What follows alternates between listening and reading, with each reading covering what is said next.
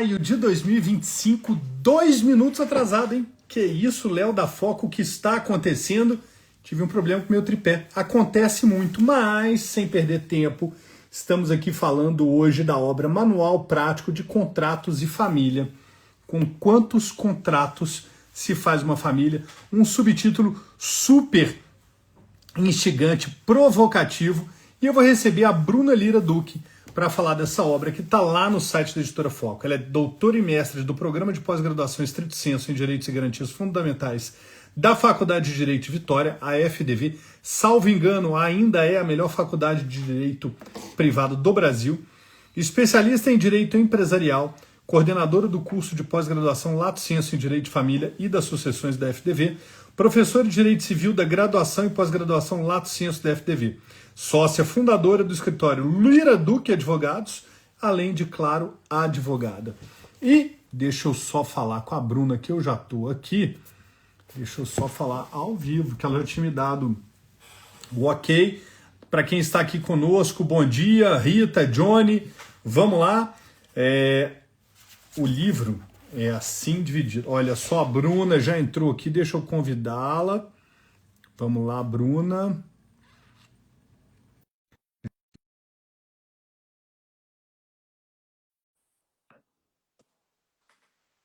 Vamos aguardar a entrada da Bruna. Enquanto isso, eu ponho aqui já no ponto o sumário, para que a gente possa. Bruna, só clicar. Aí. Bom dia! Bom dia, Tudo bem? tudo ótimo. Peraí, deixa eu posicionar aqui, perfeito. Prazer te receber aqui, que alegria, parabéns pelo seu trabalho. É um livro que, como eu disse ali minutos atrás, ele é provocativo, né? Com quantos contratos se faz uma família? Seja bem-vinda, Bruna. A palavra é sua. Comece explicando para a gente as razões pelas quais te levaram a escrever um livro como esse. Muito obrigada, Léo. Eu agradeço imensamente a Editora Foco por essa parceria. Agradeço a Roberta, que foi tão gentil, sempre muito próxima. Ela deixa o autor com uma tranquilidade. E a Editora Foco está de parabéns pelo profissionalismo, pela organização. Fiquei realmente encantada com o trabalho de vocês. Então, o livro surgiu dessa indagação, dessa busca para entender com quantos contratos se faz uma família, tendo em vista o aumento da contratualização do direito de família. Hoje em dia, estar mais preparado, estar no lado preventivo da história, cria um rumo diferente para as relações familiares. E eu costumo dizer, sabe, Léo, que os contratos e a família, na verdade, a gente faz, especialmente para o advogado, né, uma excelente conexão, uma excelente oportunidade de trabalho. Então, o interesse da obra é fomentar o estudo pelo direito contratual ao mesmo tempo com o estudo das famílias e gerar essa conexão. Para proteger as famílias, para proteger os sujeitos que estão aí dentro dessa relação e, acima de tudo, para gerar entre partes um desejo de estabelecer a sua autonomia privada com toda a força.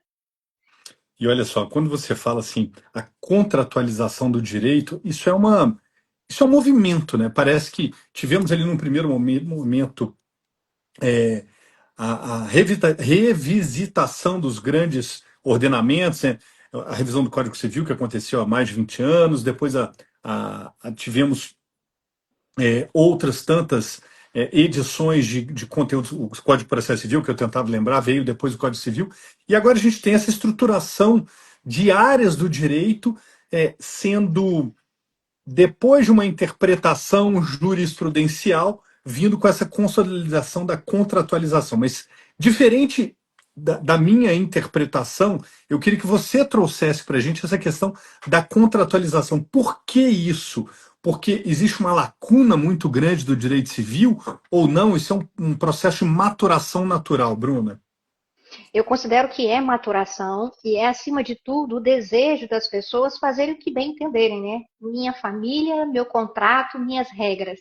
E em razão disso, esse espaço que antes era muito controlado, né, pelo poder estatal na figura da intervenção judicial, foi criando cada vez mais contornos. Vamos imaginar a união estável, quando se preocupa as partes aí, os companheiros, em realizarem uma escritura pública declaratória de união estável, eles podem ter um espaço muito amplo de contorno daquilo que desejam fazer na sua convivência. É claro que esse espaço não é absoluto. O livro também traz isso, né? Existem núcleos aí que são inatingíveis. Mas, acima de tudo, quando a gente pensa, e o que durante a pandemia se estendeu muito, em contratualizar um namoro, o porquê disso, em criar diferenças entre o namoro e a união estável. Mas não só isso, eu acho que o espaço também caminha para outras combinações, e é isso que o livro traz, que às vezes nem são pensadas. Um exemplo que eu gosto de dar muito, Léo, para retratar essa contratualização, especialmente para aqueles que não são da área jurídica, é que, por exemplo, existe um parente na família que está precisando de auxílio. E às vezes há muito conflito na família, quem vai ter responsabilidade, o que cada um vai fazer. Por que não fazer uma parceria entre as pessoas que auxiliarão essa pessoa que está passando por uma necessidade e ali delimitar o que cada um vai assumir enquanto deveres, enquanto responsabilidades. É melhor para todo mundo, é seguro para todo mundo. Muito interessante você falar dessa questão dos limites, né? Porque a contratualização não é o caos contratualizado. Então, eu e você, Bruna, vamos aqui. Não. Existem regras, elas precisam ser seguidas para que o contrato tenha execuibilidade, né? Quem fez o prefácio da sua obra foi Ana Carolina Brochado Teixeira, minha querida amiga, e ela traz aqui um ponto super bacana que eu quero destacar nesse nosso papo, Bruna. Abre aspas. Ela oferece um efetivo diálogo entre a teoria contratual e o direito de família, só possível por quem tem experiência teórica e do magistério, mas que, ao mesmo tempo, tem vivência dos problemas reais advinda da prática da advocacia. Ou seja, não é um livro teórico que você resolveu criar uma hipótese para então conturbar o direito, né, Bruno? Pelo contrário, você traz soluções com essa obra, né? Exatamente isso. A professora Ana Carolina Brochado é uma querida. Eu falei para ela que ela foi super gentil nas palavras, como ela é delicada e precisa, né? Ela foi Ela é. cirúrgica. E essa ideia que ela traz é justamente isso. Foi um esforço de muito tempo, tanto eu diria de sala de aula, com algumas instigações, alguns questionamentos, em graduação e especialização, como na vivência, na experiência do dia a dia da advocacia. Pessoas que começam uma união estável com um regime e depois querem mudar. Né? Como que a gente vê isso? O contrato, então, está estanque, né? Aquilo que foi feito está parado no tempo, não pode ser reformulado, as pessoas mudam. Né? O direito de família é um direito completamente vivo, dinâmico, e essa ideia de alteração constante implica em alteração também de pactos que essas famílias, essas pessoas experimentam. Então, hoje, no nosso Código Civil atual, esse espaço ainda é fechado, ainda precisa de reformulações, e é justamente o que a reforma vai trazer, essas reformulações. Muito bem. Ô, Bruno, eu vou fazer uma passagem aqui pelo seu Sim. sumário para aquelas pessoas que eventualmente não estejam no site da FOC, que ele não consigam baixar a degustação do seu livro, possam saber como é que você estruturou os capítulos. E assim, você fique à vontade para me interromper e falar, Léo, eu preciso fazer um apontamento sobre essa parte do sumário. Então vamos lá. O livro é dividido em 4 partes, tô certo? Certíssimo. Sendo a parte 1, fundamentos essenciais dos contratos, que traz fundamentos dos contratos, formação dos contratos, planejamento e execução. E aí você subdivide em fases, contrato preliminar, classificação dos contratos e cláusulas estratégicas. Então, isso seria a parte mais geral, não é isso? Isso aí. Muito bem. E, A parte 3 dessa parte 1, quer dizer, o terceiro item seria extinção contratual.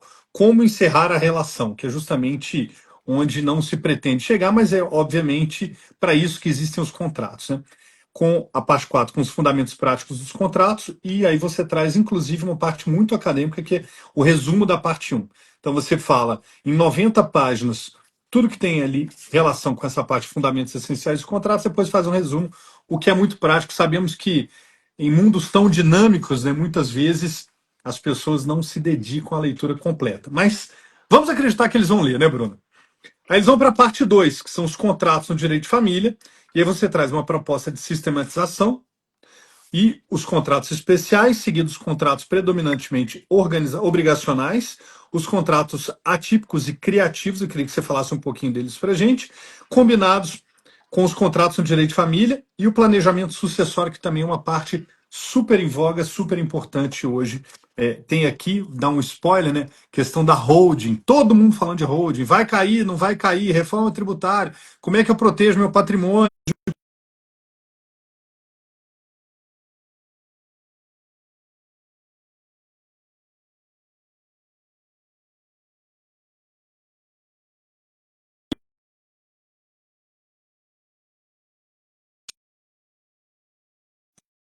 Essa aqui é talvez a cereja do bolo. Começar com os nichos de conexão. Eu não vou falar o que são para que as pessoas fiquem curiosas. Mas, Bruna, é essa a estrutura do seu livro? Isso. Eu chamo atenção para o capítulo 5, né, que é o início da parte 2. Está lá na página 97. A, sistema... 97. Isso, a sistematização que eu proponho em verdade, aí uma tese que eu desenvolvi para esclarecer melhor onde a gente pode encontrar tantos contratos, né? Daí talvez seja um norte para você começar a idealizar uma resposta de com quantos contratos se faz uma família. Se é que dá para contar, né? E Se aí é eu que dá. coloco, se é que dá. E aí eu coloco, para uma primeira parte, contratos que são feitos antes da formação das famílias, para estabelecer vínculos afetivos diversos, inclusive para falar, aqui não tem família. Olha, Tá tudo bem, aqui tem um namoro. Aqui é só um contrato preliminar para imaginar o que, que a gente quer daqui para frente. Se a gente realmente quer um namoro, se é só uma aproximação, então aqui tem espaço. Porque as pessoas, a gente passa pelos requisitos do negócio jurídico, né? São capazes, o objeto é ilícito, não tem nada proibido na lei, então vai lá e faça. E depois que as famílias são consolidadas, então eu posso ter contratos na consolidação das famílias. Esse exemplo que eu dei na parceria é um típico contrato que pode ser feito entre descendentes, cuidando de um ascendente, sem problema nenhum. E depois contratos, que a gente não espera isso, mas pode acontecer na dissolução de um vínculo afetivo. Quando eu falo em contratos anteriores, por exemplo, o mais comum, né, o mais clássico, o pacto antenupcial, que é comum, todo mundo sabe que pode existir. Mas aí depois vem o casamento. Está tudo rígido, não pode ser feito. A reforma do Código Civil, que vai trazer talvez uma nova edição para o livro, né, Léo? Vai trazer a chamada cláusula do pôr do sol. Ou seja, oi? cláusula do pôr do sol. O que, que é isso? Gente, vou até tomar um assento melhor aqui, porque essa eu nunca ouvi, Bruna. Sunset Clause é a origem do termo. Ação com uma deliberação, por exemplo, de um regime no pacto antenupcial. Quando se Olha só. casam, coloca um prazo. Em 2 anos, a gente pode alterar esse regime. Começa com separação e vamos mudar agora para um regime de comunhão parcial. Eu menciono essa possibilidade que a reforma, que é hoje um projeto de lei, traz. Ou seja, né, que espaço maravilhoso para a contratualização. E isso não Nossa. está distante das nossas famílias. Eu já atendi pessoas no escritório que têm esse desejo. Com o nosso Código Civil hoje, para o casamento, para fazer mudanças, precisa da manifestação judicial. Ou seja, o que é o projeto de lei que vai alterar o Código Civil traz? Não precisa. Você estabelece isso no seu pacto antenupcial e nos contratos de convivência. Bruna, tô em choque. Não, desse eu não conhecia. E olha que a gente lida com muita doutrina de vanguarda aqui, então parabéns, estou encantado. Muito bom. Agora fala um pouquinho para a gente, uma pincelada rápida nos contratos atípicos. Por exemplo, você traz aqui contrato de parceria para cuidar de parentes. Isso. Gente, tô bobo. Esse é muito especial, porque é um conflito presente em qualquer família. Quem Sim, não tem uma pessoa com uma necessidade especial, com uma pessoa que passou a ter uma incapacidade, um estado de demência, e esse cuidado é diferente. Às vezes, né, umas pessoas assumem compromisso na família e aportam maior capital para cuidar desse parente, outros têm outras tarefas, contratualiza e deixa tudo registrado. É a máxima, né? O combinado não sai caro. Um outro exemplo bem interessante aqui é a combinação. Num planejamento patrimonial, que às vezes as pessoas só pensam na doação, ou como você bem pontuou, na holding, um pacto de gestão. realmente da administração de um patrimônio dessa família. A gestão está de mãos dadas com o universo jurídico, né? E dá para fazer essa combinação, esses movimentos de interesse entre as pessoas. Vai depender do que elas querem, né? Vai, nossa senhora. Ô, Bruna, a obra ela é fruto, então, desse trabalho que a Ana Carolina bem destacou, que é um fruto de academia e prática. Você Sim. vê, tal como eu destaquei ali atrás, num afã, que o livro, a despeito de também trazer essas peças, ele pode, de fato, ser uma ferramenta suficientemente capaz de um advogado pegar e aplicar no início da advocacia dele? Com toda certeza.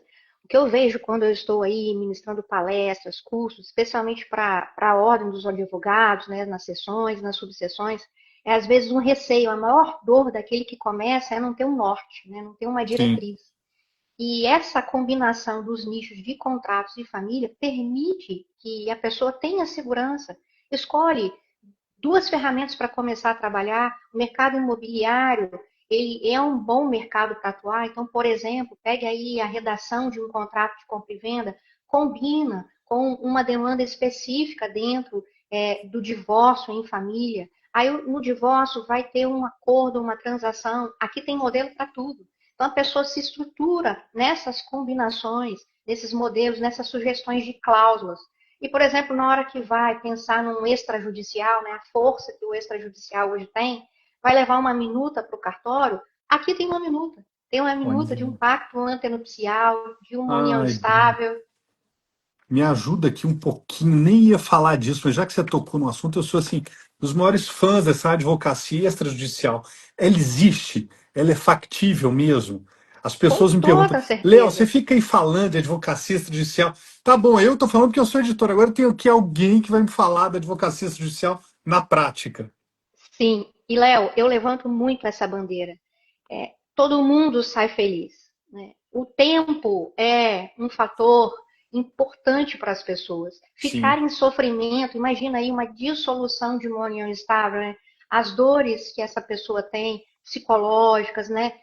Sai caro para todo mundo, tem a partilha patrimonial. E estar num momento que nem precisa ser fisicamente, né? Pode ser por meio digital, então estar em ambientes e resolver isso com mais tranquilidade, sem que isso se torne uma tormenta para todo mundo, é o melhor caminho. uhum. E hoje os cartórios, pelo menos aqui no Espírito Santo, têm profissionais muito competentes, sérios, em que o advogado pode estabelecer verdadeiras parcerias. Isso, é o que eu costumo dizer, né? Escolha um cartório para chamar de seu, faça parceria e atue junto com ele. É o melhor dos caminhos. Não é fácil convencer o cliente em diminuir o tom do litígio e partir para o extrajudicial. Talvez isso seja realmente um ponto a se cuidar, né? Uma grande objeção que a gente tem. Mas como a estrutura das faculdades mudaram nesse sentido, até para reeducar o aluno a pensar no extrajudicial, há espaço. Bruna, eu fui mediador do Juizado de Consumo de Belo Horizonte logo que ele foi fundado, né? Isso não me lembro há quantos anos, acho que foram há 3 anos, tá, Bruna? E uma coisa que a gente tentava incutir na cabeça de quem lá chegava, eu acho que se alinha muito com o seu discurso, é que a justiça não é um espaço de vingança. A justiça é um espaço de reequilíbrio, né? Tenta deixar de lado a emoção e pega isso que você falou, que é de um valor absurdo, o tempo. As pessoas querem entrar na justiça com uma sede de resposta que muitas vezes pode levar à vida delas. A pessoa morre e não vê uma solução. Ao passo que, se a pessoa quiser o reequilíbrio de uma situação orientada pelo direito, os cartórios podem ser uma ótima saída, né? Exatamente isso. As pessoas gostam de trabalhar com tempo, né, com números. Quanto tempo demora? Já chega aqui, não, se eu fizer um divórcio, quanto tempo demora? Eu falo, olha, depende de tantos fatores, mas deixa eu te dar um paralelo. Se você fizer isso de forma consensual, num cartório pode durar um mês, 2 meses. É isso aí. Vai depender também dos documentos, né, que a pessoa É tem claro. de forma organizada. No judiciário, não tem como dar parâmetro. Vai depender da comarca, vai depender de uma série de fatores. Nossa. É um universo à parte, né? E especialmente depender do equilíbrio emocional das partes envolvidas. É, isso é o difícil hoje, hein? É, Nossa. exatamente. Vamos lá, Bruna, eu estou muito satisfeito com o que eu ouvi aqui. É claro que a gente poderia abrir uma outra live só para falar de holding, que isso é um tema que continua ripado, como eles falam, né? Mas eu queria que Sim. você me dissesse, assim, Léo, faltou a gente falar esse ponto aqui que é essencial para a compreensão do espírito da obra. Certo. Eu não deixei a teoria de lado, isso é importante colocar. Sim, a Carol Tanto é que fala, né? é uma recomendação que eu faço aos alunos da graduação e da especialização, terem um apoio, né? Então, todo o início, na teoria geral dos contratos, eu trago aqui com precisão aquilo que é mais importante para gerar conexão com a família, faço uma classificação extensa e trago uma ideia diferenciada que eu uso muito no meu dia a dia sobre a extinção do contrato. E depois, quando eu entro em família, eu toco nos assuntos da família que têm a ligação com o contrato. Por exemplo, tenho cuidado absurdo para falar de como se contratualiza um acordo de alimentos, porque aqui a gente tem um núcleo inatingível, né? Aqui a gente tem vulneráveis. E tem uma parte, Léo, que eu gostaria de destacar, tem uma parte em que eu falo de exemplos de acordos de sucesso, tá na página 202 do livro. Eu coloco um caso e aí depois eu falo o que, que aconteceu e exatamente para ficar ainda mais didático para quem está lendo, né? Eu coloco a possibilidade de uma mediação, aí eu coloco um caso, um problema e a possibilidade de uma negociação, trazendo esse tom que você ressaltou muito bem, que é a postura do extrajudicial. E não deixei também de falar de automação de contratos, chat GPT, inteligência artificial, como fazer uso disso, para que serve, como pode ser feito. Ah, me fala um pouquinho. Eu sou um Não. teórico, eu tenho uma coluna na Pearson, onde eu teoria, aí é teoria pura, né? De como é que a gente tem Aham. que se defender da inteligência artificial. Na minha humilde opinião, já passou da hora da gente tirar da tomada. Mas me fala a sua visão, Bruno. Tô te achando tão lúcida, tão clara. Então, o impacto da inteligência artificial, especialmente nos contratos, é brutal, né? Só Sim, que a inteligência artificial, os juristas são humanos, eles são muito mais inteligentes. A nossa inteligência é humana. Então, não adianta você pegar e dar um prompt, dar uma mensagem para a inteligência artificial, elaborar um contrato de família para você. Vamos pegar no mais simples que a gente colocou aqui, um contrato de convivência para uma união estável. Ele vai trazer cláusulas abertas, lacunas, até mesmo para você dar um comando para uma inteligência, você precisa ser humano. Ele não sabe a dor que um companheiro está passando, se a companheira está perdendo alguma coisa, se precisa limitar um tempo. Então, essa inteligência ela precisa ser muito bem conduzida para ela ser mais humana do que abstrata e artificial. São as formas de condução e de teorias e de mensagens que você coloca ali que farão todo sentido. Tem algo que eu gosto de dizer muito da inteligência artificial, sabe, Léo? Que ela aqui está para puxar o nosso saco. Você joga um comando no chat GPT, ele só fala aquilo que você quer. Aí eu peço sempre, me critica, olha, coloca 3 pontos para mim para dizer que o que eu escrevi está absolutamente errado. esse é o Aí eu, prompt certo, né? Exato, porque ele vai parar de puxar meu saco, ele vai falar o que está errado mesmo. Fiz um contrato lindo, coloquei lá para ele. Eu quero que você fale uma linguagem natural, sem essa visão generalista que você tem enquanto a inteligência artificial. As pessoas estão usando mal, né? Precisam melhorar o uso. Precisa trazer mais o lado inteligência humana para a inteligência artificial. Verdade. Bruno, eu só posso agradecer a sua presença aqui, desejar que esse livro chegue logo numa nova edição para a gente se encontrar novamente, para que você traga atualizações, para que você nos conte quais são os novos contratos, o que tem surgido aí, para que a gente possa continuar nessa década de Editora Foco, já são quase 2 décadas, tentando acompanhar a sociedade, fazendo direito a acompanhar a sociedade, né? Então, desejo muito sucesso e te agradeço muito. As palavras finais são suas. Muito obrigada, Léo, novamente. Obrigada, Editora Foco, que essa parceria perdure e a Editora Foco já consentindo, já vem já aí um manual prático só de contratos. Opa, por favor, tá mais do que E consentido e aceito, estamos esperando. maravilha. Muito obrigada pelo espaço, estou à disposição e obrigada por todo o apoio que vocês deram nesse processo, viu? Parabéns Eu é que pelo agradeço. profissionalismo da editora. Nós é que agradecemos pela escolha da editora, nos sentimos responsáveis e obrigados a entregar um livro à altura do trabalho maravilhoso que vocês fazem. Então, é simplesmente um reflexo, Bruna. Te agradeço muito. Muito obrigada, Léo. A Até a todos que nos próxima. ac... Obrigado. A todos que nos acompanharam, fiquem com Deus, com saúde e até o nosso próximo encontro. Um abraço. Obrigado, Bruna.